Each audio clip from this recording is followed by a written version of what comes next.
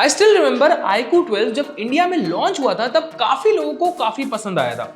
And simply the reason is Snapdragon 8 Gen 3 processor, शानदार display, बढ़िया 5000 mAh की battery.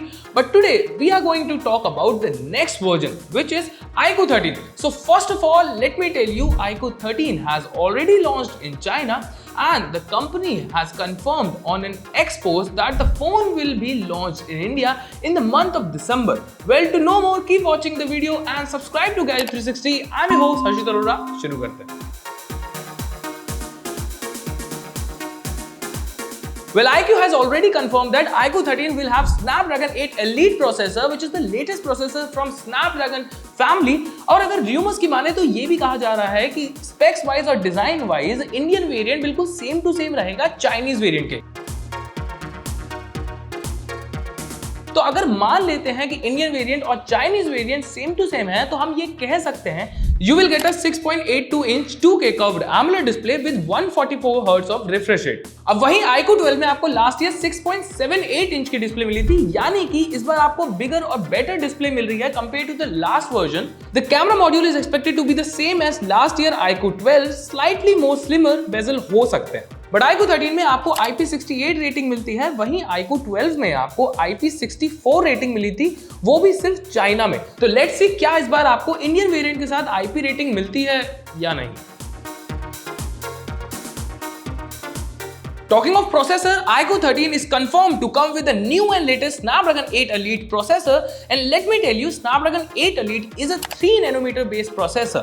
वहीं Snapdragon 8 Gen 3 एक 4nm based chipset था, but still Snapdragon 8 Gen 3 काफी ज्यादा शानदार chipset था. So we can say that performance wise ये काफी शानदार रहने वाला है. And one more reason is because it is expected to come with up to 16GB of LPDDR5X Ultra RAM and up to 1TB UFS 4.0 storage type. And not only that, iQOO 13 is expected to come with its own Q2 gaming chipset which will boost your gaming experience. So iQOO 12 अपने आप में एक शानदार powerful phone था, तो I'm sure iQOO 13 उससे एक कदम आगे ही रहने वाला है। Talking of camera, iQOO 13 is expected to come with 50 megapixel primary lens, 50 megapixel ultra wide and 50 megapixel telephoto lens with 2x optical zoom.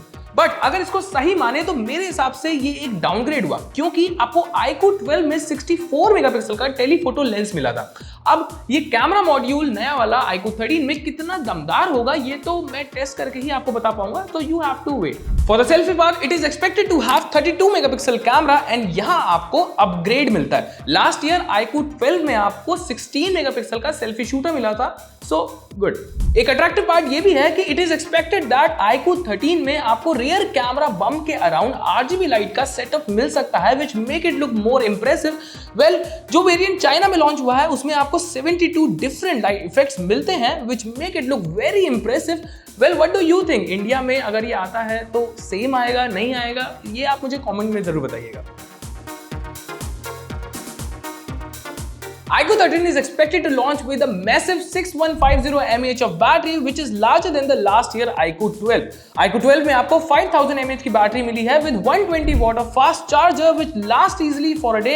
So iQOO 13 की 6150 mAh की battery is going to be something exceptional. So these are the confirmed feature and some leaks about iQOO 13. Well, इनकी माने तो iQOO 13 एक काफी शानदार powerful smartphone लग रहा है। बाकी ये एक्चुअली में कितना पावरफुल है ये तो मैं लॉन्च होने के बाद टेस्ट करके ही आपको अच्छे से बता पाऊंगा।